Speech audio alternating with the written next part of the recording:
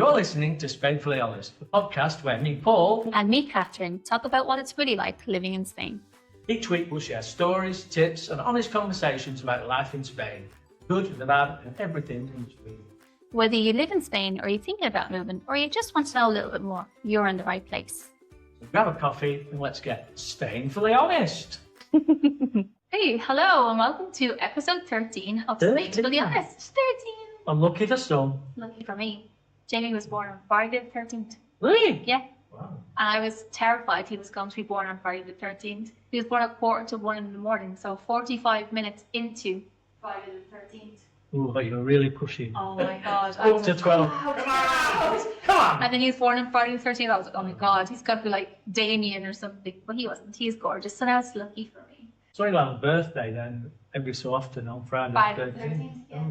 Which kind of leads us a little bit into what we want to talk to today. Yeah. Because this week we're doing the Why Did We Do That special. So it's like all over Instagram, all you can see is people going on about, and it really kind of winding me up now. Doesn't it? It's all the time. Oh, it's all the time. It's like, what do they call them? Culture shock, or no, what is the phrase they use? Oh no. Idiots. They keep talking about the culture shock this and culture shock that, or something that sounds like culture shock. And I'm just and like, then oh, you listen to it God. and it's like, not like poem, let's be honest. Yeah, but they all have, the thing about it is they all have a reason. Like Yeah. and if you think about it, it's Some of them don't, as you'll see in a minute. And I've got some here that have no reason. Yeah, but usually they follow logic. You know, it's kind of like, oh yeah, it makes total sense. But I And mean, you're in a different country, exactly. and it's hot. Yeah. And they're different people. I mean, Yeah. and so you're going to have different things, aren't you? Anyway, so we've got a sort of a list of ours. If you've got any others, Yeah. send them in to spainfullyhonest.com and we can do a why do they do that too. Yeah. I mean, I've got like my notes to speak of, like sticky notes and everything all over them because I kept thinking of new ones. Yeah. So I'm sure we've missed off loads because there must be loads more. But to start off with what we were just talking about, which was Friday the 13th, Yeah. Jamie being born on Friday the 13th. Jamie's my son, for anyone who hasn't listened to previous episodes. Why? Why have you not listened to previous episodes? You need to catch up, else this won't make any sense. Yeah. But yeah, so in Spain, it's not Friday the 13th. It's not unlucky in Spain. Oh, right, okay. In Spain, it's Good to know. Tuesday the 13th. Ah, Tuesday the 13th. Yeah. That's unlucky. And It's that's the same unlucky in thing. Spain, Right, yeah. okay. And Tuesday so the 13th. I had to look up why, though. I wasn't sure why. And it said Tuesday is associated with bad luck because the name in Spanish is Martes, which is Mars, which is the name of the Roman god of war, violence and conflict and chaos. So that day then became associated with bad things, bad luck. And so when it falls on the 13th, which the number is always kind of related to bad luck, that's the bad luck day in Spain. Right. And they even have a Tuesday the saying- 13th. They even have a saying in Spanish, apparently. Hang on, I can read it out, 'cause I've never heard it before. On Tuesday, don't get married, don't start a journey, and don't leave your home. Okay, now you know. I mean, because Friday's usually quite a good day. People Yeah. like Fridays normally. That's when Yeah. Tuesday the 13th, that's more news. It is better. Yeah. It's like sometimes Yeah. Monday, I like Mondays a little bit because it's like new start to the week. I like new Oh, starts. okay, I love that. But then Tuesdays for me are the days kind of, ugh, yeah. Still got a long way to I go. forgot what it was like. Still got a long way to go to the weekend on a Tuesday. I mean, Wednesday you're halfway there, aren't you? So it's like, yeah, I mean, Yeah, I think on Monday you're kind of carrying through the good vibes from depends what you're weekend. doing. It depends if you like what you do. If you don't like what you do, then Monday's not good. So it's Tuesday the 13th now. Yeah, and also some countries in Latin America and Greece also it's Tuesday the 13th. Oh, So okay. not just Spain. So there we go. There you go. That's a good one for first. That's a good starter. To kick us off. We have a big list here. I'm going to do Go for it. turtleneck jumper on the 1st of September. So when we had the store, my business partner Carlos, on the 1st of September, he would come into the shop wearing long trousers and a jumper, irrespective of whether it was 40 degrees outside or not. That was like the start of, it's not really the start of winter, is it? It's the end of the summer rather than the start of autumn. And it was just, you know, we could literally, you knew what day it was because it was the first because Carlos had come in with his junk on. Yeah. And everybody used to laugh about it really, but no, it's just quite surprising. But the thing is, and I've noticed it perhaps more this year than other years, it did seem on the 1st of September, it seemed to get cloudy. It just Like on that day. Yeah. It Yeah. does just, the weather just changes, doesn't it? So, I mean, it's not jumper weather though. No, In all it's not honesty, jumper it's weather. not, no. But I mean, you do feel the air changing. I think you get more sensitive to it the more you live here, I think. But yeah, but I know the Spanish people, they do that. They're not all Spanish people, but a lot of them, they kind of like, they're really specific about things. So it's like, when it's September, you wear your winter kind of clothes Yeah. or your autumn clothes. You know, then when it's May or June, you wear a bikini and wear your summer clothes. Yeah. It doesn't matter if it's cold or it's warm. It's like not based on the temperature. It's like based On on the the date. time of the year or the date. Yeah, I'm getting the most out of the gear that you buy, I should imagine. Maybe. You know, Yeah. getting the most out of the clothes. So Yeah. they'll have a lot of new, they've been buying new stuff. Because if you go into the shopping centres now, I mean, there's hardly any summer stuff there, even though it's 40 degrees. It's August probably.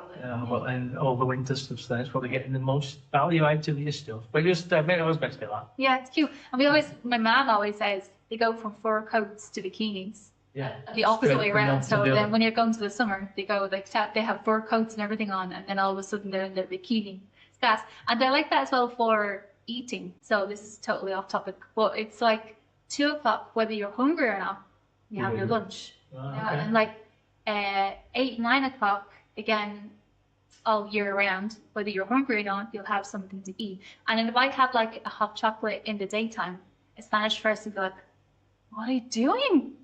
We don't have hot chocolate at this time." So it's like hot chocolate has to be in the And the evening breakfast time. You and can't the- have it, or in the breakfast. Oh, okay. But more so kids. So if an adult would have a hot chocolate in the morning, they might still look at you funny. So they're really specific about Well. things like that. So I think that's the whole links back to the whole, on September they wear their autumn, winter clothes. Yeah. Doesn't matter what the weather is like. Oh, that's great. Yeah. Great. I mean, I've got long trousers on, but that's because I don't like my knees on the podcast.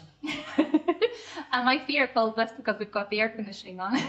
Yeah. And it is slightly cooler. It does change a little bit. Yeah. Yeah, which is great. Yeah. Where we are, it's very humid. So Yeah, well, I'm the other way, yeah. blue and I rainforest. was there yesterday evening was so humid yesterday. It just needed to rain. Yeah.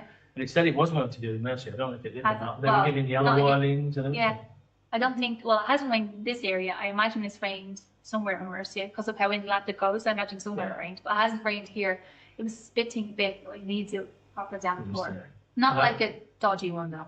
Now that first one was always dirty rain first one. You can tell by the cars. If I go and wash my car now, I guarantee it'll rain. Like, That's what Alex is like. The car is manky, and then Max started back to school, and I was like, "Oh God, Alex, the car." He's like, "I'm not washing it until it rains." quite right. Quite right. Well, a lot of the list actually would link to the weather, wouldn't it? So why Yeah. do they do that? A lot of it, when you think about it, is very logically linked to the weather and trying to adapt their life around the temperature and the heat and the sun, right? Yeah. So what we got written down here: walking dogs middle of the road, Yeah.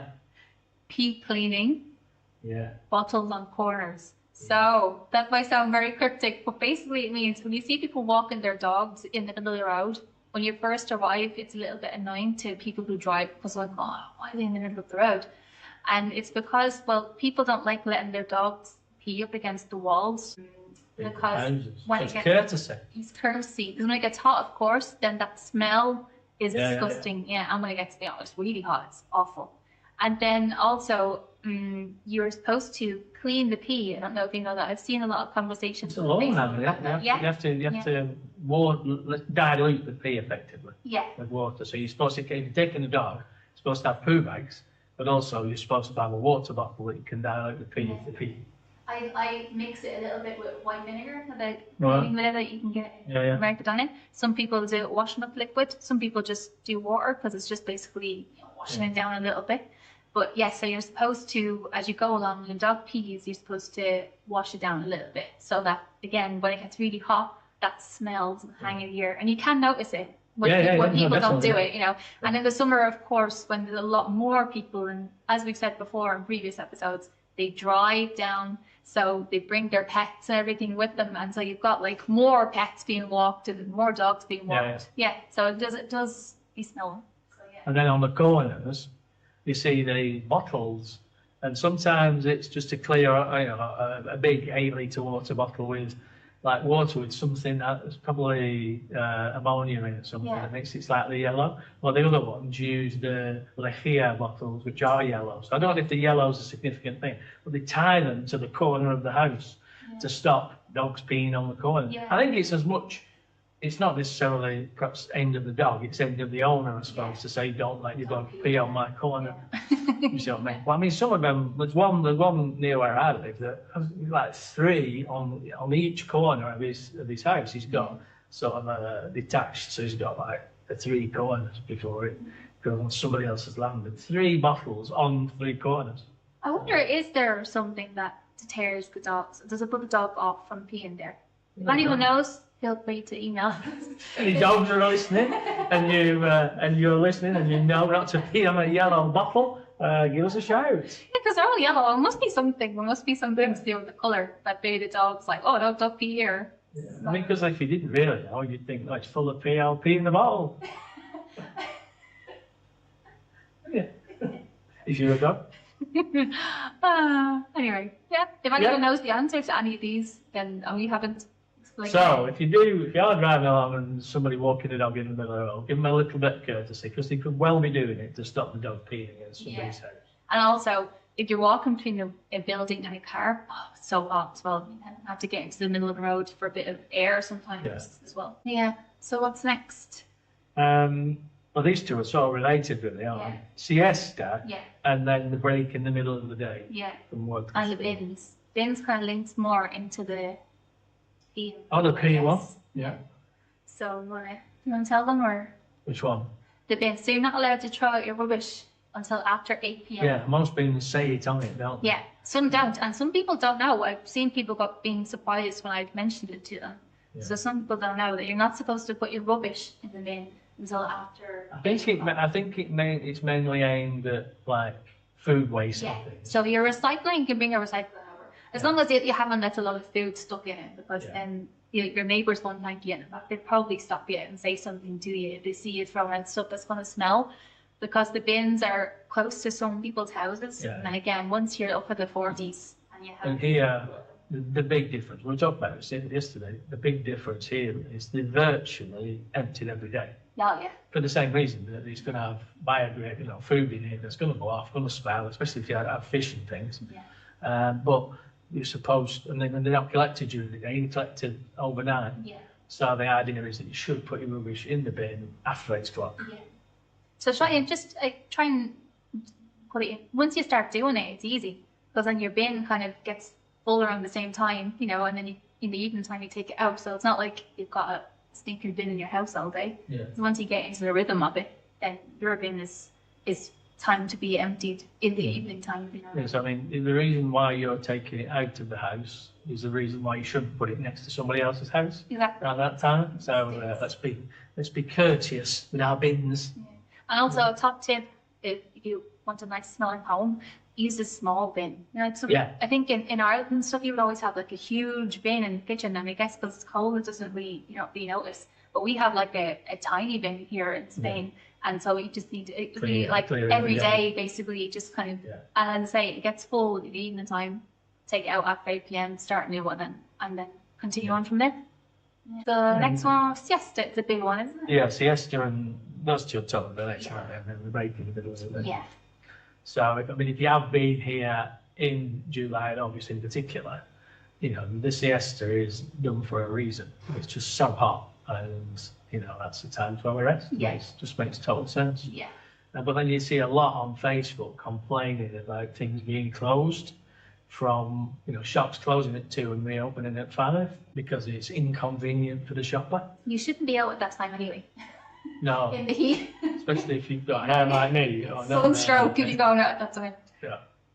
And so, it is done. They have something to eat, and then they go for sleep. Yeah. I was doing some work on an apartment for my mum, and they were very strict in the block that you finished banging at 3 o'clock and you didn't start before 5. Yeah. Because the people could never stay. That wasn't in the night, and the sunrise that was in October. Yeah. Some people, that's, I mean, the more logical reason is when it's really hot in the summertime that you have your sleep. Here in this area where we're based, Murcia, I mean, it's hot in June. It's not hot at the moment, but it just be hot in September also. It'd be also hot-ish in October, but the kind of the heat that makes you sleepy is definitely July and August. But then people get into a routine. Their kids sleep at that time, adults sleep at that time, and it's just their routine, you know. So kids will stay up later at night, so you'll see them going around at maybe 11 o'clock when in school the next day. But they might have slept for a couple of hours in the middle of the day. So it's, and you know yourself, if you have a kid and they have a sleep routine, you don't want anyone interrupting their sleep routine. So if you start banging at 4 o'clock when your child's asleep, then they're not going to be very happy. And it's not that, you know, the people in those businesses and shops are lazy. I mean, they go back to work at 5 and work till 8 or 9 o'clock. So they're doing an 8-hour day, you know, doing anything different. Spreading it out over a longer time. Yeah. And, you know, I'm more of the opinion if you can't manage your own time to cope with it, then you've got a bigger problem, really. I mean, you understand when people maybe first come over, they're on holidays, they haven't thought of it. They kind of get a shock. Oh yeah, I forgot the shops are closed this time. But if you're living here and you still haven't kind of adapted to that, then, well, maybe it's not the place for you. I mean, there are, you know, the big stores like Mercadona and Carrefour, you know, and the chains, they don't close. No. But actually, it's quite a good time to go. It is. Because it's quiet, Mercadona in particular, because they tend to restock at that time because it's quieter.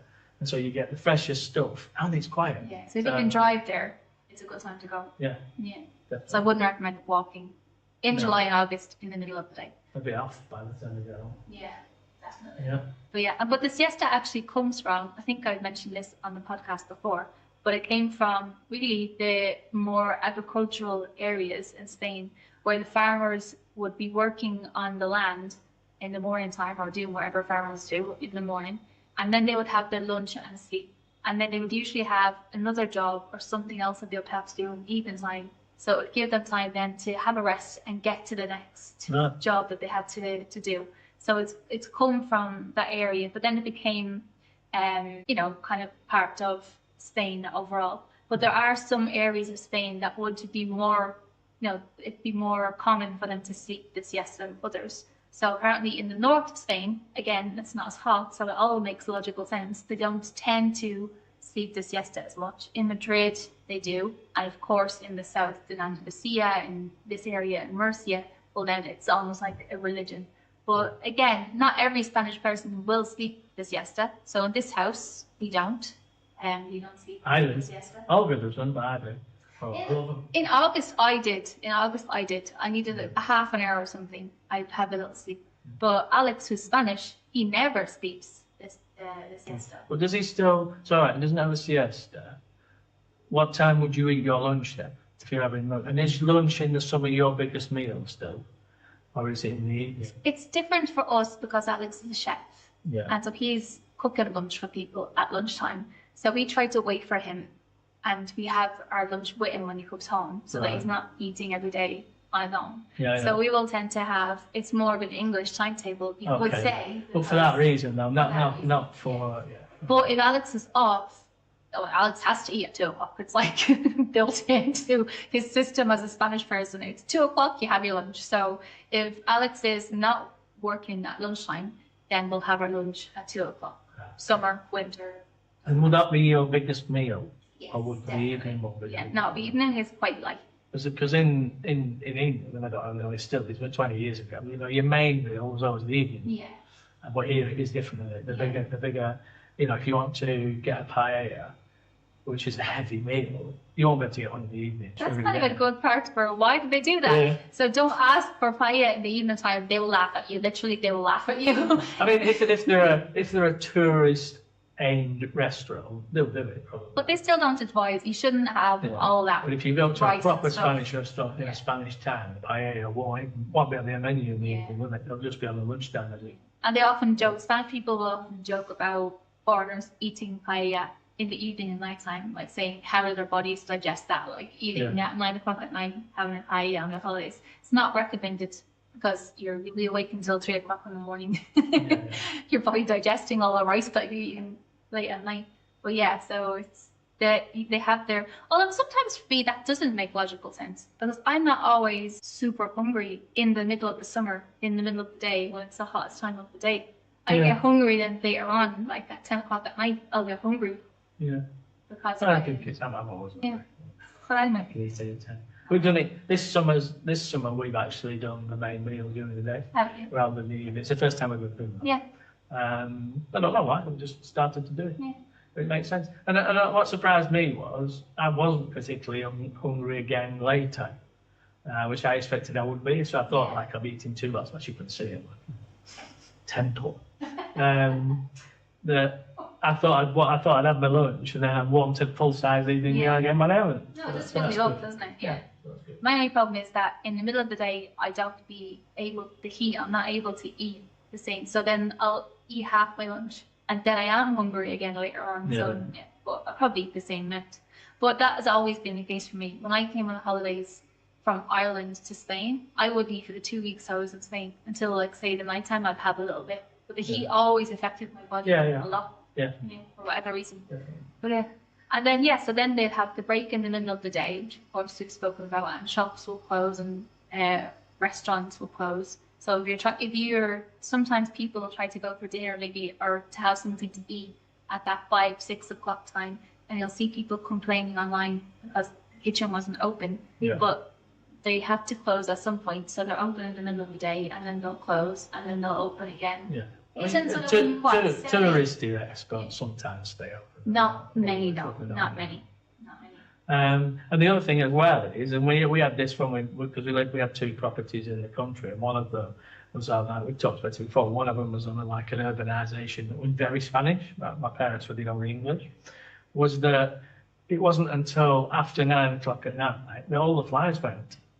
So we'd been sitting there, when we first came over, we'd be sitting there at 7, in front of the barbecue, on 40 degrees, cooking outside, sweating, whatever. And then we'd take it over to the table, still in full sun, and eat it. And the Spanish neighbours would be walking past, and you could see them going, Yeah. you know, what are these idiots doing?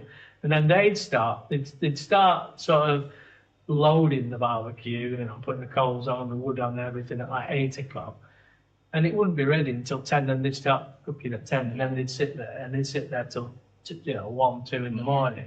But it was 10 degrees cooler. Yeah, and when you do that, And it's there were like, no flies. makes total sense. Makes total sense. I remember went to this barbecue with Brian and Hazel's once, and he decided he was going to make these fly traps because he had a table under a nice tree, so to keep the sun off. And when it's 7 o'clock, you needed to keep the sun off. And he made this trap out of like a plastic bottle. He put a piece of chicken in it, filled it with water, and hung it above the table.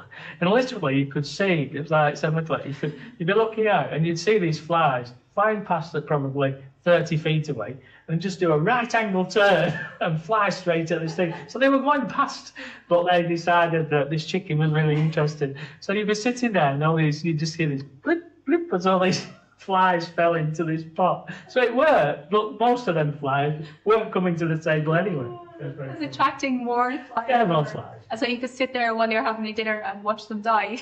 Yeah, also that, they fall off. They fall off onto you. But, it was so funny just watching them. Oh, there's one right over there. Look. Oh, it's coming this way, because it's not the chicken. Anyway. Yeah, that's good. And Yeah, so that's that. Yeah, and then linking into that again is something that we had done was about then don't be surprised, especially in the summer, because people are sleeping during the day and kids are sleeping during the day, that they'll have activities on for kids or for families, like starting sometime at 11 o'clock at night, having a show on at 11 p.m., and you're, Max will be falling asleep at that time, So it's funny. Like I often see a lot of people talking about that as well. Like, why do they have the child show starting at 11 p.m? Because their whole day is adapted around the heat, so it's when it's kind of finally cool down. In fairness, now I'm being dramatic. They probably start at 9. Yeah, but not the adult ones. I mean, I was looking on there yesterday, the day before, the corner bar near us. Yeah. They're music turn, as we call it, their turn comes on at 11:30. Yeah. That's when the music starts at 11:30, and that's because it is a place where a lot of Spanish people go, Yeah. and they'll be eating until 11, Yeah. and then they'll have to get there. Yeah. So if you started at 7, they don't do food in the corner. If you did it at 8 or 9 o'clock, there'd be nobody there. Yeah. And they're all eating. Yeah. You know, so. That's the time for dinner. That's the time for dinner. Doesn't Yeah. matter what's happening. But the restaurants are geared up to that, aren't they? You know, most of them might live above a restaurant. I'm doing it until 8 o'clock. I mean, there'll be some people that get there probably at 7:30. The chef probably gets there at 7:30. Yeah. But you can't order anything before 8 o'clock. And they close, you know, they try to close the doors about 4.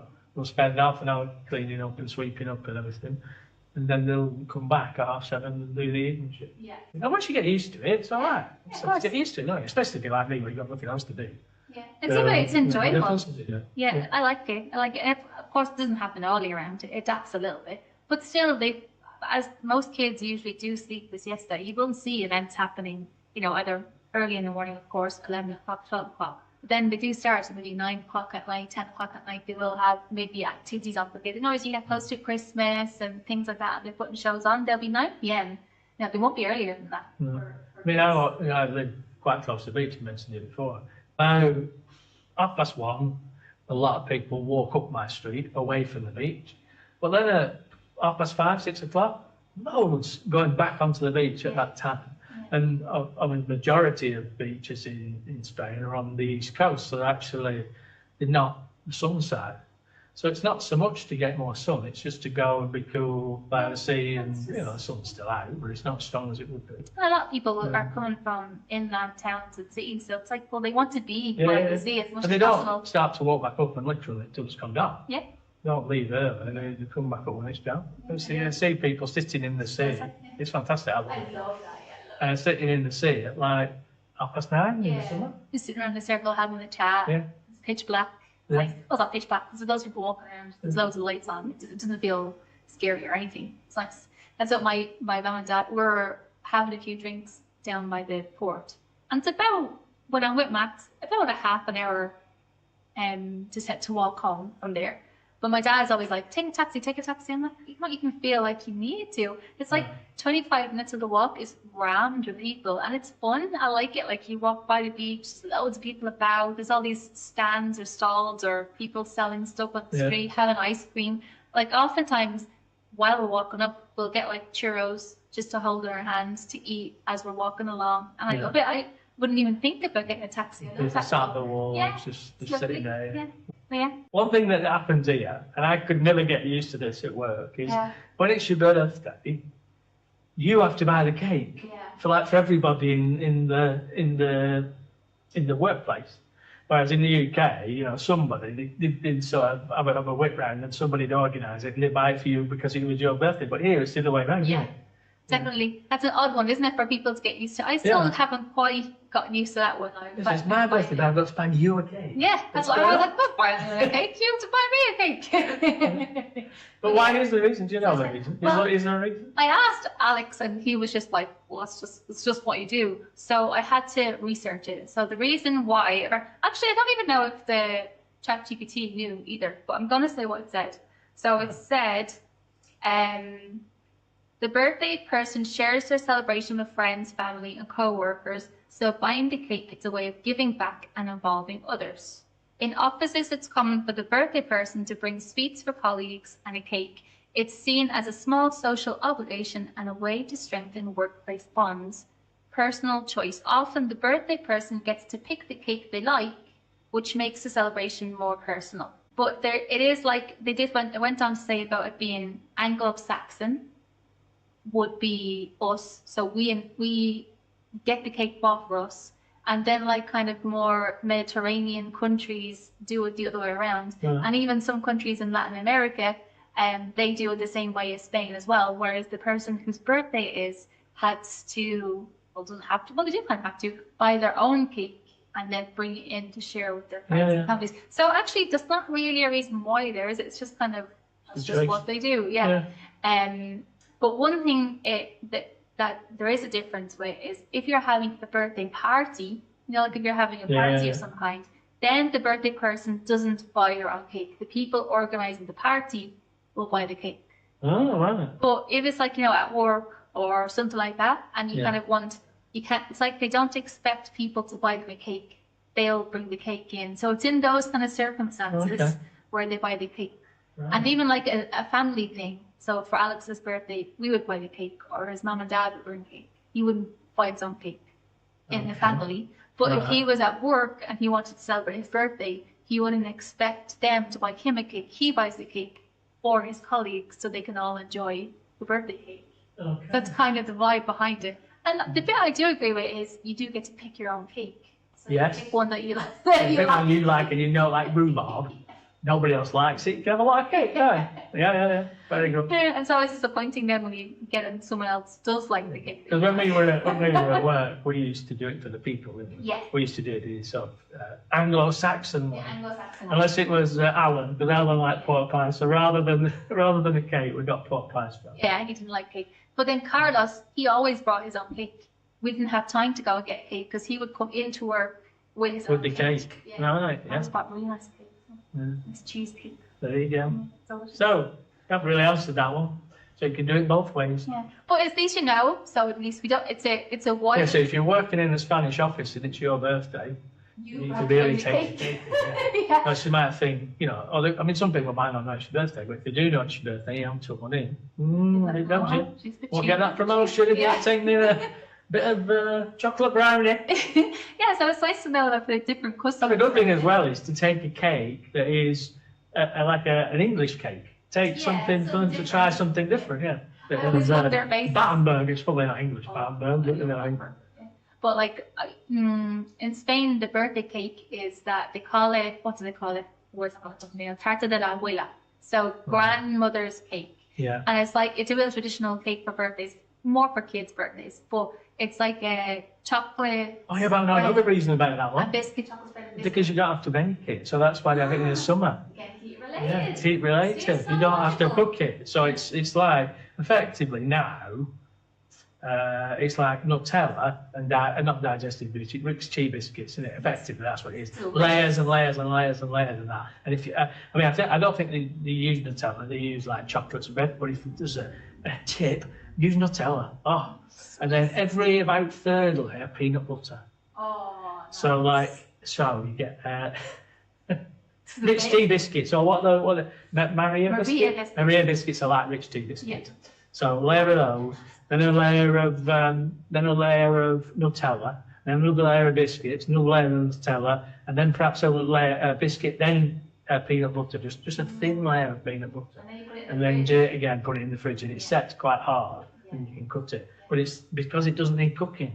Oh. Yeah, there you go. Makes total sense when you think about it. It makes total sense. This list could go on forever. This could be a really long episode as we're talking about stuff and we keep thinking. You think of more things, don't you? It's so funny. But yeah, so what was funny? Oh yeah, and then I think I'd love to say Irish birthday cake here, probably the same in England, but we have a lot of icing and stuff. Yeah. Especially when I love icing. I'm not keen on marzipan.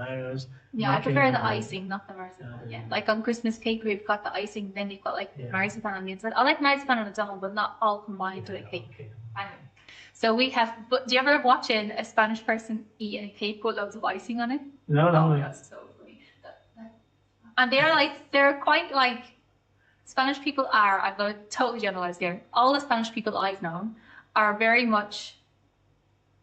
Expressive? Say narrow-minded, but that sounds like an insult. But they're not big into trying new things, and they will instantly say they don't like something the first time they try Because it it's new. because it's new and different. Yeah. You know, I think it's definitely changing with the times, but I'm speaking about the people that I know. So I remember when Alex first tried, I made him cinnamon rolls. He was like, oh, too sweet. And then I gave him like cake with covered in icing, like sponge cake. Oh, love it. I literally just sit there eating the icing, and he's like, again, oh no, I can't do that. It's too sweet. He's come around to cinnamon rolls, but he still hasn't come around to cake. Well, they covered do in like icing. they like donuts with icing. They're just the sweet. Yeah. I don't understand what their too sweet is. There's Yeah. sometimes you get those pastries that have like the sweet custard in the middle, and that's too sweet for me. And I like icing. Because you don't get. One thing you don't get here is you don't really get fresh cream cakes. Do you? No. Because No. they last 10 minutes Yeah, in something the like shop. this. So they don't. So but what they do, I really like it, is instead of using cream, they use a soft meringue that Yeah. doesn't really go hard. So it's hard on the outside, but that's good. Yes. Oh. Although I do Look at prefer our meringue. But Yeah. again, probably just because I've grown up with it. I know Yeah. they're kind of I think they're totally different. totally different. You know, you yeah. could have one or the other, or one and the other. Yeah. I like the hard meringue if it's with ice cream and stuff. It Yeah. like softens it up. Like I love pavlova. I That'd be my favourite dessert. don't know. But I don't get it much here. Like for it, oh, we can make it. I tell you. Yeah. Oh. Yeah, and Alex's mum is a baker. She's retired now, but she's amazing. And I remember You used to bring so many cakes into the office, they make cookies. especially when they make those ones that were Roscoff, is it? Roscon When at you Christmas. used to bring them in, didn't you? Yeah, all the they're time? huge. What did they put in it? They put like it's not aniseed. It's something that makes them a little bit spicy. It's like Yeah, I don't know what it is. I love that. Whereas, Yeah. not allspice, and something more than that. Yeah, It's more like aniseed. But yeah, and the Roscon, you can have lots of things in it. And that's one of the things that actually go not that into cream. And you can you can get a fresh cream one as well. Nice. Because it's at Christmas time, they're more likely maybe to chance it Eat with it the fast, cream. sort of Yeah. thing. And you eat it usually together as a family. The Roscon, you know what it is, Roscon de Reyes. So it's like the cake they eat. That's like a big. What's he got? big Stuff circle. coin in, hasn't It has like all throughout you have like maybe it depends on I imagine the area in Spain, but in this area they have like little statues of figurines. I might bitten into one of them and before anybody told me that it was likely to be one in there. But do you not have Barnbrack in England at Halloween? No? So in Ireland we have nothing similar, but the concept is similar. That around Halloween we have a cake called Barnbrack, Right. and in it they put a coin or a Yeah. figurine. I mean, in Christmas pudding, they put six. Yeah. Ah. But you know, and you're told about it. I didn't know, and it's not just one. It's like one big Roscoff was asked like a lot, yeah. So you're going to get one. Yeah. Just be careful. Because they've got false teeth. Although I think that there's different things. If you get a coin, I think it's like prosperity for the year. If you get a figurine, I can't remember what they mean. I think some people even get a bean. That's not good. It's like bad luck for the year. On your tooth. Yeah. If your family makes it, they don't usually put in any of the bad luck stuff All right. because they love you and they don't want you to have a bad year. So usually it's all good stuff. Oh, I didn't know that. But you can get ones that are like bad luck for the rest of the year. Kind of thing. Oh, lovely. Which is pretty mean. Especially if really. it's Tuesday the 13th. Pretty mean. But yeah, what were we talking about there now? Oh yeah, icing on the birthday cake. Yeah. So Spanish people don't tend to have a lot of icing on, No. on cakes. So and they don't tend to like it when they eat it. So I guess you just have a different taste as you're growing up. And Yeah. You either like it or you don't like it. I've noticed how much now everywhere does carrot cake. Everywhere. And that's like, seems to be quite new. Yeah. But as I was just I going like to a say, good carrot. yeah, when I first came over, you wouldn't see much of that at all. No. It was like they have a kind of a real particular kind of cake. They have a lot of hojaldre. Is that in English? Like the flaky kind of. Yeah, flaky pastry. What's that in English? Is that in English? Puff pastry. Puff pastry. So there's a lot of puff pastry stuff. It's slightly different. It's not exactly the same. I imagine it's to do with the dairy deals and stuff. And then they have a lot of like icing moussey kind of cakes. Yeah. So that's kind of the more traditional type of cakes over here. You'll get a lot of moussey cakes, And a the lot creme of cheese brulees cake, and all that stuff. kind of stuff. Yeah. Not so much sponge cake and icing and although their cinnamon rolls are creeping in. I've noticed a lot Yeah, more yeah. cinnamon rolls these days. Yeah, in the last couple of years. They're slightly different as well. They are like spicier. Yeah. The I like filling. spice. But goodness. Yeah. Yeah. So there we go. I can't remember what we were talking about to get to We that. started with buy your own cake, and then we just went into cakes in a big. Okay. Oh, so keeping up with the food theme, Right. Paul put long sausages. Long sausages. I have no yeah. idea what I think it's this talking about. may be a thing. I've not lived in the UK now for 20 years, and I don't remember them then either. But here you get a lot of long sausages. You know, like really long, like 3 meters long in a packet, and it's one long thing. Where I'm used to them, like when you got from butchers in the UK, they tended to be like 4 inches long, and then twizzled, and then the next one, and twizzled, and the next one. But here you get them long. And then went to a market on Sunday in Buyas, which is a great market. If you're in the area, go to the Buyas market. And they sell the chorizo type that you eat uncle, the roll. Yeah. but really long, Yeah. like probably 6 foot long, and you buy the whole 6 foot of it, and it's Yeah. only thin, and then you just break a bit off and empty. Yeah, you can get the fouette as well. It's another type of. So it's like pepperoni, really, like, Yeah. as far as to look at. Fouette isn't what that one, the chorizo kind of one is. The fouette is like another really skinny one, Yeah. and you can get them like really long as Yeah. well. I'm not mad about fouette though. I don't eat meat. What's the one that has? Because there's one that has like it looks like icing sugar on the outside, but it White, can't be. that's Is that what it is? yeah. Well, it's not sweet, is it? That No, outside? no. Is it? Is it flour then? No. I have no idea. I have to find out what that is. Yeah, if anyone knows and's listening, Yeah. And Tell us what's the white powder on the outside of thin sausages. fouette. Yeah, if you know what, if you know what that is, tell us. I'm sure Alex will know that. But Yeah. he's not here at the moment. I love chorizo. It's great, and it's so cheap here. Yeah. You know, like in the UK it's quite expensive, but here. I don't eat that anymore, obviously, because I don't eat meat. But I did like.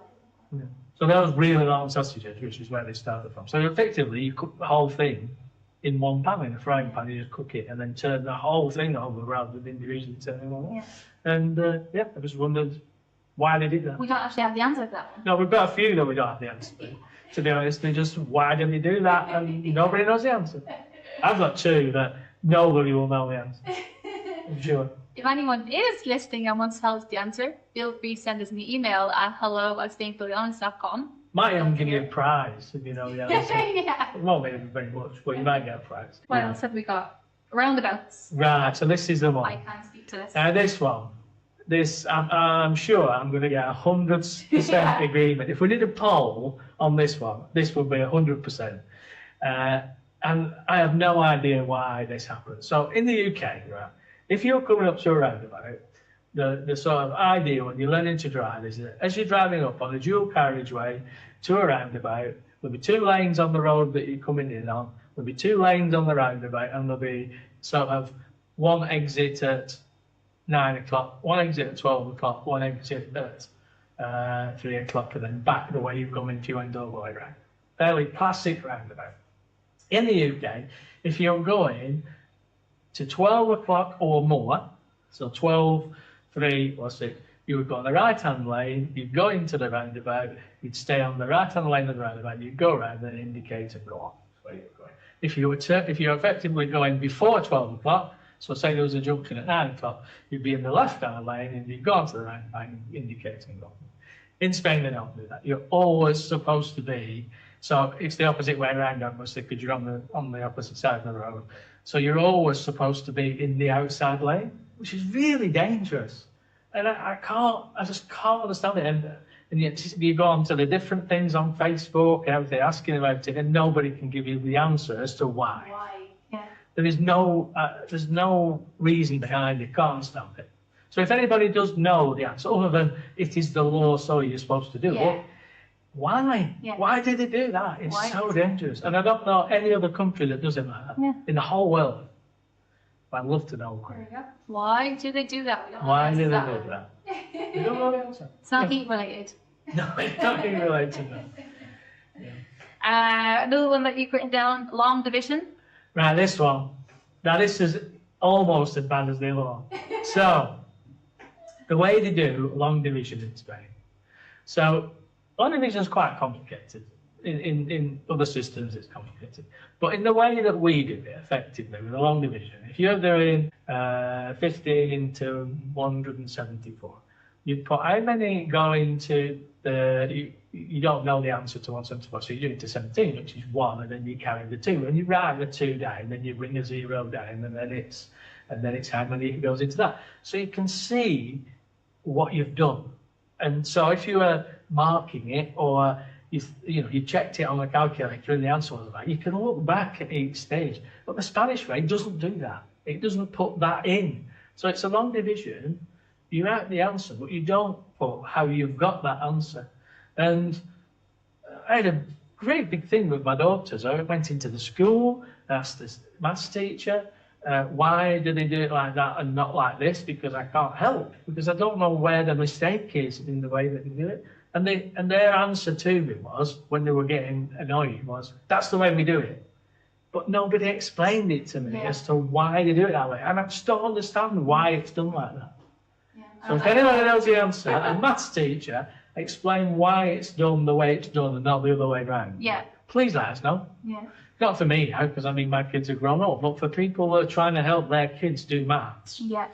And you know, my daughter, I couldn't help her, and I couldn't explain the way to do it. So I just said, well, let's just do them the English way, write it all down, and then the answers are there. And she got 9 out of 10 because she'd done it the English way, not the other. But I couldn't help her because I couldn't work out how to do it the way that they'd said. And I literally took her in and went in to say, you know, it's not right. She's given her nothing. She's got the right answer. She's done all the working out. And they just said, well, that's not the way we do it. No, but okay, well, explain me your way so I can help her. Yeah. And they sort of couldn't explain it, why. And I need to know why. Yeah. But it just highlight for people coming over with kids that there are different ways of teaching. Even in other episodes, we've spoken about the essay writing or the fact that they don't do so much essay writing by the sound of things. So yeah, it's just to highlight that the teaching methods are different in Spain. I mean, I love Spain. And, you know, something like that's not going to put me off. But it just annoys me. It's a little bit like the roundabout. That it's not explained why. If you just had said we do it because of this, then fine. I can understand something when someone tells me the reason why. It's like my brain clicks. You don't necessarily have to agree with it. No. You know, I could still think the English way of doing long division is better. But just explain me why you do it and just to understand. then I can help my daughters. You know, it's just the only reason I was trying to help. But you know, nobody uses long division, not very funny, use a calculator. But you know, I wanted to help her, but well, that's the way we do it. Done good tip. It doesn't matter what country you're in or where you are, it's always a silly answer, isn't it? That's just how it's always been done. Yeah. I've also written down on a sticky note names of property types like bungalow. Oh yeah, that's right. Yeah, I had this the other day, didn't we? Yeah. Yeah. So we had a guest question about somebody who's coming to live or wants to come to live into Spain looking for properties, and they had their need that they have to have effectively a ground floor property all on one level, access and things. You know, and we English, Irish, whatever, would call that a bungalow. So one house on one level, you know, one floor, one level, the ground floor, one level, bungalow. Here, they don't just call those properties bungalows. So that would be a bungalow, but also what we would call a maisonette. So where you've got effectively a bungalow on top of a bungalow, they would still call the one upstairs a bungalow, even though it was first floor. Yeah, because it's just the living space. Yeah, if your living space is one floor, they class it as a bungalow, even if it's, but not an apartment. I think there must be a limit to how many levels there are before. Like the style of how it's built as well, because you usually have like you've got your house with access to the street, and then you've got your stairs with access to the street with a property upstairs. Yeah. So and some of them have that staircase in the middle of the other one, so you walk down the middle of the other person's house. But they still call the upstairs bungalow. So be careful when you're putting that in. You know, make sure you read the whole description of the property and look at the photos, because you may find it's actually got a staircase. And the other thing they do as well is, I haven't found the answer to this one as much. They call a house in a row semi-detached. Yeah. Even though it's in a row. So we would call it a townhouse, and it's got a house either side. They will still give a description of semi-detached. I think that's something to do with like Google Translate in the history, in the past. Not that it's what they mean, just that it gave them something that translation, everybody used it. So what we would call a townhouse in a row or a terrace, sometimes are called semi-detached and they're not semi-detached. Some people are starting to use that word townhouse a bit more as you know, as there's more people from the UK, Ireland, or those countries coming to Spain, they're starting to pick up that vocabulary. But yeah, sometimes it may say semi-detached, but it isn't semi-detached. And then you've got instances where they use villa, and sometimes they don't use villa. Do you know why? No. Now, sometimes it's a villa, and sometimes there's another type of a house which they wouldn't call a villa. They call it a casa, a house. Right, okay. Well, I don't know, again. Well, see, that was the exciting word. I was hoping that you might know the answer to that one. No. But yeah, so again, just to kind of fully understand the type of property that you're buying and you're researching, because the names that we give them is maybe not what the Spanish give them. So it could be you're talking about two different types of property. Yeah. Yeah, to watch that. Yeah. And if you can think of any more, because I'm sure there are more, but if you can think of any more, let us know. Because we might even get, if we get a lot of answers, we could do like the answers to why do we do that The answer one. Yeah. Why do they do that? And we know. Not like these ones where we only got a few. We're just literally asking the question today. Yeah. And we do lots of them. We do Yeah. lots of them. Now, I've got one here that I do know the answer to.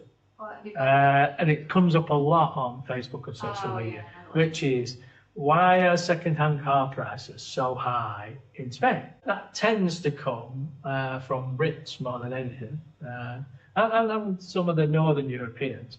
But it's because the cars hold the value here so much better than you do anywhere else. And my argument back for it is, it's not wrong. That's how it should be. And if you spend 40,000 on a car, and in 2 years' time it's only worth 15, that's terrible. You know, here, if you spent 40 grand on a car, in 2 years' time, it would probably be 35 grand. Really? Well, that's a big investment of money, Yeah. you know, and so why is that wrong? It might be loads cheaper in the UK, Yeah. but it doesn't make it right. You know, if I'm buying a car, I don't want something I spend 40 grand on be worth 15 grand in 2 years' time. Why do they not depreciate as much here? Is it because the amount of cars people buy?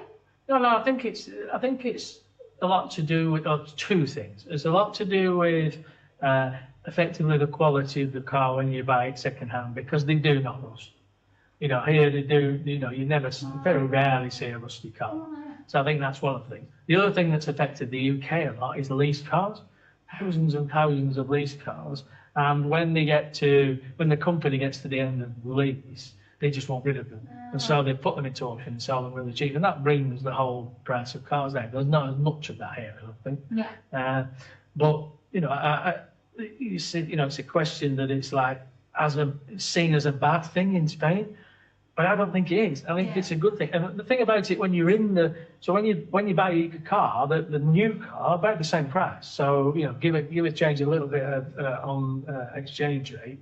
The new car, 40 grand in the UK, equivalent of 40 grand here. So you know, to me, it's right that it stays for 35 grand in 2 years. You spend that much money on it. If you bought a house and you spent 100 grand, and next year it was worth half, you'd be absolutely livid, wouldn't you?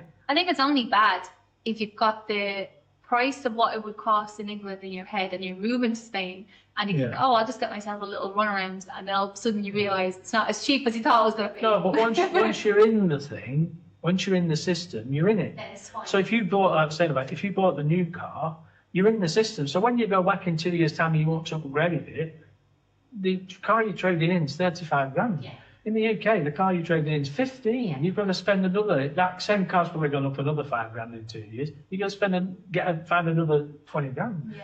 And once you're in the system, you're in it. I bought a Fusion, and one thing I would recommend with cars, have a look at what they call kilometre zero. Kilometre zero tends to be demonstrator cars that have been used by the garage or whatever, and it might have 1,000, they call it kilometre zero, it might have 1,000 kilometres and be 6 months, 12 months old, and they might have slightly changed the shape or the light or something so it becomes an older model. Yeah. So you can get a virtually brand new car at say 10% less. And it's not a massive reduction because it's not going to drop that much. But I bought a Ford Fusion, and it was like, I think it was about a year old, and it had been a demonstrator, and they used it as well as a courtesy car, so they'd given it to people when it was, so it had done a couple of thousand. And I paid 12,500 for it, and I think the new one was something like 15. When I took it back, they gave me more for it as a trade-in against a new car than I paid for it. Oh my God. You know, after using it for 2 years. So that was free motoring for 2 years, you know. So, you know, it's only to get into the system the first time that it's expensive. But even if you were buying a cheap runaround and you paid 3 grand, in 2 years it probably was 2.5 grand. Yeah. In the UK, you'd be scrapping it. Yeah. Nobody would be interested. So, yeah, it's a shock, Yeah. but it's a good But it's thing, good, really. yeah. So, yeah, that's my opinion. You can argue against that, you know. Yeah. But people say about bringing the cars over and things like that. You're driving on the wrong side of the road. It's dangerous. Selling it will be hard because less people want it. And You always see them when they get to the toll booth, they have to get out. yeah, to get out Walk and around. around. Yeah, but it's not. I mean, it's not too bad a motorway, you know, because you've got the distance. But when you're on some of the country roads, like where I used to live, you couldn't overtake because you couldn't see past the car, you know. So, yeah. Or But, even going in now parkings and shopping centres and you have to put your little press the all button. things like that. It's like somebody else in the car. Yeah. So anyway, well, so the thing was about second-hand car prices. The reason is mainly because of the market. That's why they're higher. They stay higher, but there's nothing wrong with that. And also, they tend to be in a lot better condition. Because there's no game, no, it's nothing. Yeah, very good. I wonder would that be different depending on the part of Spain you're in? I don't think so, is it? No, I mean, I mean, you see, rain-wise, it's going to be more rain. yeah, more rain, yeah. But like, you don't see, in the UK, you see exhaust places everywhere. Yeah. Because exhaust, on a car in the UK, exhaust might last 5 years. Here, that exhaust is only available through the dealer. So you have to buy a Ford exhaust if you need one, and that's because, they don't fold the bits. They don't get wet and rot all. Yeah, that's interesting. Yeah. Never knew So that. what's that? Cool. And then I can't remember. Did I talk about April Fool's Day? No. I No, didn't. no. So again, I'll try and it doesn't link, but I'll try to link it together a little bit because these two things are a little bit religious. Because of course you've got your big things that are usually heat related. Why to do that? It's usually the logic behind it is heat. And then other things are, because it's quite a Catholic country, a lot of stuff is linked to religion. Yeah. So one of the little things, well, the big thing first is the fact that the shops and supermarkets and stuff like that, it's not a big shopping day on Sunday Yeah, no. in Spain. There will be probably the bigger supermarkets will be open. Not all of them, like Mercadona outside the summer doesn't open. Things over, no. But maybe your big ones like Carrefour. If they're in a commercial centre, sometimes they open them. If they stand alone, it's quite rare for them to open. Yeah. I mean, the Germans, so all the little do all the time. Yeah. Not the Spanish. Home Dia doesn't, not all the time. Actually, none of them. So again, it's because it's supposed to be a day of rest. Yeah. Which comes from the Catholic thing. You go to And church. shopping here isn't classed as an activity Yeah. as much as it is in the UK. And it amazed me. I went back after I've been here about 10 years, I suppose, and I went past Lakeside on a bank holiday Monday. Lakeside's a big shopping centre, and the queues onto the motorway for people to go into there on a bank holiday Monday. And I thought, wow, I love living in Spain. Yeah. Because there might be a queue to get to park on the beach. There won't be a queue to get into a shopping centre. Well, the cinema.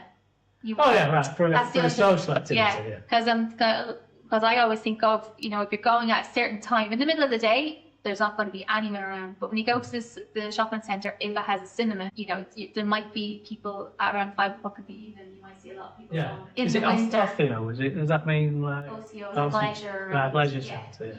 Yeah. I mean, I think that's the same. A lot of the big shopping centres have cinemas and that's, but it's what the people going in for. Shopping, yeah. So it's not for Yeah. shopping per se. It's Yeah. for the other things, whether it be bowling or the restaurants that are there or the cinema that are there. They might Yeah. be going in for that, and it'd be more so once the weather starts to be not as good. It's not saying bad, but it's not really bad in this area. But once it's not as good, you'll see more people Yeah. maybe going to the cinema or going to bowling or something Well, like that. Mercadona are very strict on it, Yeah. as far as, and the management and the owners say that is a day of rest for our staff. Yeah. They only do it in the summer because of the whole union people. And then they only open till 3. And they employ people to do it, Yeah. because it is, in Spain, the contracts are quite difficult sometimes to change. So if you've got somebody that doesn't work on a Sunday, you can't just say, right, now you're Yeah, you working are, in a company, yeah. you have to do a contract. Yeah. And so they do, you see them recruiting sort of in May for the summer, and a lot of that is for people to work the Sunday. Yeah. So it'll only be a temporary contract because it'll only be open on most summers. And then the Sunday opening is also different depending on the autonomous region that you live in Spain. So Murcia and Valencia are different. Yeah, they are, yeah. So Valencia, they're very strict with Sunday opening. Yeah, So- Mercia are quite Murcia are more relaxed. relaxed. So the one near us that's married is 365 days a year. Yeah. And that's everything that's in there has to be open as part, because we looked at having a unit in there. You had to be open when the centre was open. It's usually strategic. So for Murcia, it's because they want the people who can't go shopping on Sundays in Valencia to come across into Murcia and spend their money. So like Lasagna Mulo, it's massive, isn't it? It's the biggest one around here, and it's a good shopping centre. Yeah. But throughout the winter, I think it's open so many at Christmas, like 3 or 4 up to Christmas, a couple at Easter, Yeah. and then it'll be open June, July. I mean, people who live there will know more, but it's not every Sunday. You can look it up, so they'll have their calendar on their website, which I'm Yeah. sure is just lasagna.es, something like that. And you can go and they shows you the Sundays that'll be open. Even if you follow them on Facebook, they'll say the Sunday's open this month because it'll be dependent as well on bank holidays and stuff. So if there's a big bank holiday, they might, depending on what it is, they might decide to close it or they might decide to open it. Yeah, in San Javier, so you've got Dos Mares, which is 365 days a year. It's the big Chinese shops. I would say probably 365. They don't have those. Yeah. But in Murcia City, the supermarkets are not open on a Sunday. So, you know, it's within the region as well, looking at the area and whether it's touristy or whatever. Yeah. And again, if you're in like the smaller towns in Andalusia, for example, I wouldn't think there'd be any bar restaurants. Even Cotton Glaze, a massive department store. In the UK, that would be open all the time. Here, they don't open Sunday. No. Only certain months. Yeah, up to Christmas again. Up to and slightly after Christmas, don't they? Yeah. So yeah, it's good. And again, I had a little research to have a look. And it came from a strong Catholic tradition where Sunday is historically a day of rest and worship. So families could spend time together and attend church. Yeah. That's why. And then over time it's changed. So there's legal regulations which we just spoke about. So for many years there's strict laws about trading hours. Shops could only open on Sundays in tourist areas or special zones. Yeah, so there are areas that have different schedules to others. So if they're given a tourist zone, then they can be slightly more flexible with their times. So that would be like maybe Murcia City, but 100% be closed. The closer you get to the coast, it's more relaxed. So yeah, you should check out what zone you're in. A lawyer would know that, I imagine, when you're buying your property. What else? Yeah, which is why big cities or seaside towns often have more Sunday openings. Recent reforms have relaxed these rules, allowing more stores to open on Sundays, especially large chains, but many small local shops still follow tradition. Cultural habits. Even when stores are allowed to open, Spanish consumers often expect Sundays to be quiet, so many small businesses still choose to close. So it basically reinforcing the fact that it's a day of rest, it's a day to be with your family. Usually they'll be sitting around for about 4 or 5 hours at lunchtime, and that's what you do on a Sunday. Yeah, so that's it. So stop moaning about it. Go and have a paella on the beach on a Sunday instead of trying to go and buy in food. And then it's not the last thing because he Paul's written one thing down, but I'll just link slightly to religion. It's not religious, but kind of, is that there's no April Fool's Day in Spain, but they have got a day that's called Dia de los Inocentes, so the Day of the Innocent, and it comes from a religious day, something about King Herod or whatever. But I'll go into that. But basically, on December 28th, they have the day called the Day of the Innocent, so Dia de los Inocentes. And it's virtually like April Fool's Day, but it's huge. So like town halls get involved here, businesses, there's like big marketing campaigns. So they'll so last year, for example, I think it was the Cartagena town hall. So in Cartagena, it's very famous for being a Roman port, or it used to be a Roman port. And then, so there's like a lot of Roman architecture still there that you can go and look at. And one of the massive things is the Roman theatre. So, and there's a bit of, atmosphere between Cartagena and Murcia, because Cartagena is historically the more important city. Yeah, and it was the capital, right? I think it was its own area, and then when they divided Spain up into the autonomous communities, so Murcia region became a region, it included. So that's why Cartagena. It fell out. Yeah. So they have a bit of a thing with Murcia City and Cartagena City. Cartagena City think that they're more important than Murcia and so on, which I kind of understand. They're quite an important port back in the day. But anyway, so there was a joke that going for last Dia de los Inocentes, the Day of the Innocents, that they were going to move the Roman theatre to Murcia City because it's now the capital of Murcia, so it should be there. And so it was obviously a prank by, I think it was the town hall, but I can't remember.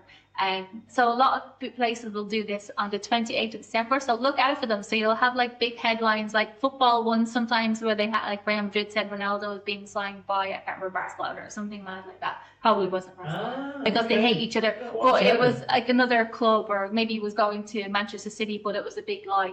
So they'll come out with their big headlines, but then you'll see afterwards they'll adapt the headlines. Usually the next day or later that day, they'll have the word in brackets, innocentala. Yeah. Innocenta, so like innocence. Yeah. Okay. So keep an eye out for them, so people can get confused, especially when you're just learning Spanish and you're really like, what? What is this? They're moving the Roman theatre to Murcia City. So yeah, so We're December going to spread 28th. tourists from most pistols on that, it's true. But yeah, so there you go. So no April Fool's Day, but there I've is. just thought of a really big one, massive, and I don't know why we haven't mentioned it. We're probably going to do a whole podcast on it later, but Christmas. I mean, as far as Three Kings. Yeah. So, like, we'll do it really briefly now, because I only just thought about it, but we are going to do a massive Christmas one. But, you know, effectively, giving presents at Christmas is it's nothing to do with Father Christmas. It's the Three Kings. It's only kids in the room. Oh, yeah. What about that? Sorry. Pause your podcast. You're listening to it in the car. Pause. We're going to discuss. We might edit that bit out. We're going to discuss Santa now. So pause your podcast if you've got kids in the area. Oops, sorry. Just wrecked the whole of Christmas for kids in Spain. Sorry, kids. Yeah, but they give presents. Well, the Three Kings come with presents. On the 5th of January. Yeah. Yeah. Yeah, it's a big difference. And it's just, again, religion-based and what they believe So a in lot and of stuff, times, you know, they will get a present on Christmas Eve. But Christmas Day effectively doesn't really exist, does it, as a proper day? No, So they have a meal, a big family meal on Christmas Huge Eve, meal, yeah. and you will struggle. So if you were thinking, oh, we'll go out for a meal on Christmas Eve somewhere, you will struggle to find something. Yeah. Even in big cities, you know, in Mercia, you'll struggle. Unless you go to somewhere like a Chinese restaurant. They're which really obviously close is for different. letting people be with their families at that time, and that includes people who work in hospitality and all sorts. I think the only people is going to be like if you work in a hotel, it's difficult to. Yeah. You can't close We the went to Mercia for New Year's Eve, and it's the same sort of thing, and we couldn't find anywhere to eat. And we booked a pizza restaurant in the Cathedral Square, and booked it 2 weeks before because we were staying in a hotel there. And when we went to see them at lunchtime, they said, "Oh, we're not ordering tonight." I said, "Oh no, I booked a table. No, we're not ordering." No. And so we went to a Chinese because the Chinese don't do that New Year. Yeah. So that was the reason. It's usually But then at 12 o'clock, well, it was about 11:30, you know, a bit later, it was packed. Yeah. The square was packed, there was a screen there, they did the bells, you know, recorded from Madrid and everything. It was fantastic. But between 5 and 11 o'clock, there was nobody there. People are home with their families. Yeah. Yeah, definitely. But yeah, we will. We're going to do a big Yeah, I'm going to do a Christmas. Christmas episode. Well, warmer to children. We'll have to be very Please careful. don't listen to that. Yeah, so, yeah, well, that as well. Yeah, so that's Yeah. quite a big thing at Good one. Christmas. And Christmas goes on, you know, the Christmas festivities go on for quite a long time. I I love love it. it. I do. It's great. Feels like it goes on forever. Yeah. It's I find it I miss you know, going shopping in December in the UK, in the cold, with all your gear on and everybody's jolly and, you obviously not jolly, banging Yeah, I into was each gonna other. say, But it's a nice in feeling. the isn't it? movies, they're jolly. It's a nice feeling, isn't it? Yeah. And it is different. Feels when more it's festive. 25 degrees. Well, they do, you know, in Mercia, they do a particular cotton place, give them a mention, because they do it. They have, you know, a big tapestry outside and the tree and all that, don't they? So It's they really do. every year I feel like it's more and more. Do you? Yeah. It's more Christmassy. I think they're getting better at celebrating. And I think, I mean, it's only from people that I know, I think they are getting a few more things on Christmas Eve than they used to. Yeah. You know, it's becoming a little bit more for the kids. Yeah. Because, yeah, we'll talk a bit more then. But they go Yeah. back to school almost the next day or Yeah. 2 days after After 3 the days. shift, yeah. It's terrible that. But anyway, yeah.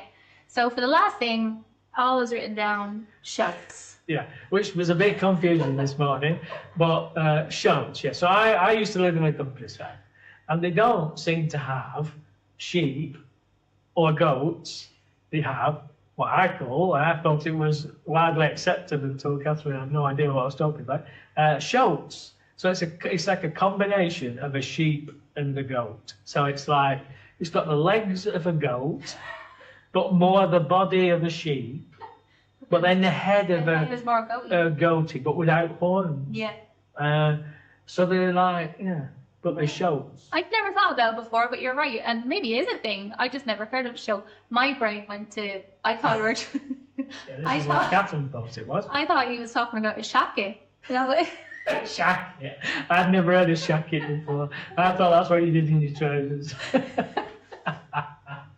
So when you have a shirty jacket, they call it a shacket. And I thought, Shacket. I've never heard that. I mean, can you please respond if you've ever heard of shacket before? Because I haven't even heard. Zara puts shacket on the website. No. It's an actual thing. Yeah. Shacket's an actual Shacket. thing. Yeah. I wouldn't be Well, I surprised. if never it's knew new- that. New words in the It dictionary. is now. It'll be world famous. Have to be how many countries? 29? 29 countries we're live in. 9 countries. Yeah, all thinking about shackets and shorts. Shacket is not us. Shacket is. I won one, by the way. I think I've said this before, but I won a short in the in a raffle, a country raffle. I had to catch it. Aw. No, I had to catch it. Lovely. Called him Minty to keep it on his toes, and he got killed. He got attacked. That's what which is very sad. But yeah, so they're shorts. Show. So when you see them, they're not sheep.